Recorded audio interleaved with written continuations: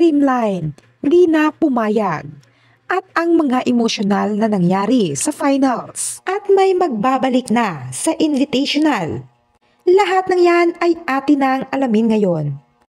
Hindi na nga nagpatumpit-tumpit pa at kinuha na ng Creamline ang panalo para sa bronze medal laban sa Signal nang walang dramang kaganapan. In just 3 sets, hinangaan nga ng lahat si Alyssa Valdez nang napigilan niyang pumuntos ang MVP this conference na si Erica Santos.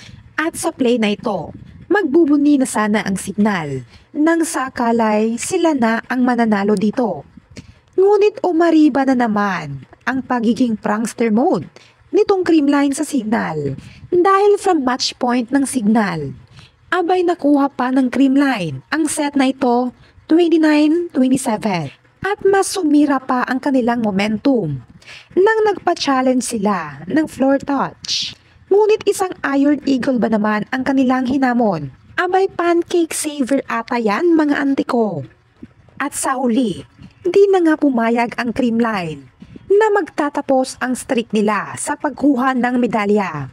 Dahil ngayon sa kabuuan, sila ay may 18 straight Final Four, 18 straight podium finish, 10 championship, 4 silver medal at 4 bronze medal, at PVL Grand Slam champion. Uy, grabe naman yan. Tiklop malala ang ating mga bashers dyan. At ito din ang first medal ni Rhea Di Maculangan Villariate, Mitch Gamit at Sheena Turing sa Creamline. At talaga namang nilasap nila ang pagkapanalong ito. Dahil since 2022 pa nila ito naranasang magka-bronze medal. At sa individual awardings ay talaga namang umani ng papuri ang Creamline dahil sa kanilang Hakot Awards this year. Nagwaging best setter si Kyle Negrito, best outside spiker si Phenom Alyssa Valdez at best middle blocker naman si Pangs Panaga. Dahil dito, may say na naman ang kabilang dako paroon na bakit puro CCS ang nasa individual awardings knowing na hindi naman daw sila nakajusok sa finals. Nako, kayo na ang humusga dito dahil ang say ko ay nasa bandang dulo. Charis.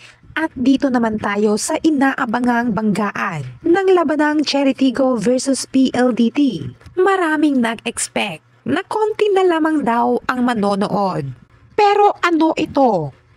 Ay talaga namang kinabog ng mga Lasallian fans ang MOA Arena at patunay ng kanilang pamamayagpag pa rin at ginanahan pa nga sila dahil present ang kanilang legendary coach. Kaya't nabigyan tayo ng magandang laban. First 2 sets akala ng karamihan, easy win na sa PLDT kaya't naging kumbiyansa sila.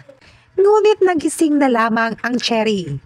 Pagdating sa 3rd at 4th set at kamuntik ng ma-reverse sweep ang laban.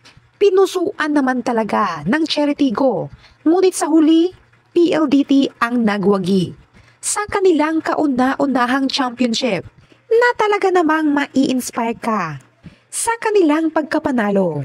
Sobrang daming learnings ang makukuha natin sa kanilang pagkapanalo. Isa na nga dyan ay patience is virtue. At ang hindi pagsuko sa anumang hamon na kanilang hinaharap. Uy, kalma Ezra. Charis. Para sa akin, ito na siguro ang pinakamalakas na lineup ng PLDT.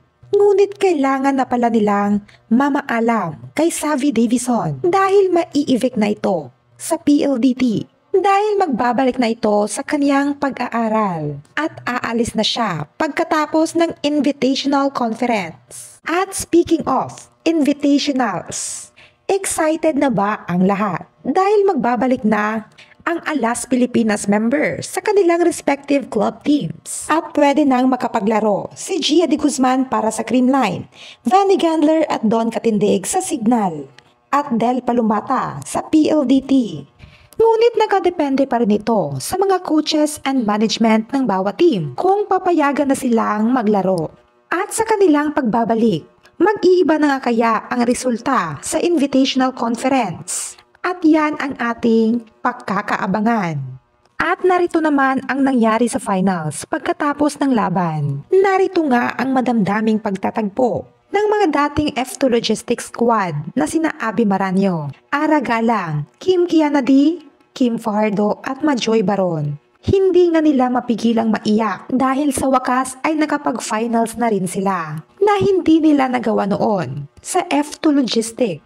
At buhay na buhay ang Lasallian community dahil sa pangyayaring ito. Talaga namang inalay ng mga Lasallian players ang kanilang pagtungtong sa finals sa kanilang mga Lasallian coaches na tumulong sa kanila kung anuman ang kanilang narating ngayon. At bumalik naman tayo sa individual awardings kung bakit Hakot Awards ang creamline at halos walang nakuha ang silver medalist na Charity Go. Ang sagot lang naman dyan ay stats never lie. At yun lamang ang aking masasabi. Muli, congratulations sa PLDT for winning gold medal sa PVL on tour. At patunay ngang everything happens for a reason. Kaya't ikaw na nanonood dyan, padayon, patuloy, huwag kang susuko sa laban dahil tayo ang pag-asa ng bayan. Uy, kayo, ano ang learnings at sa inyo sa mga pangyayari? Please comment down below.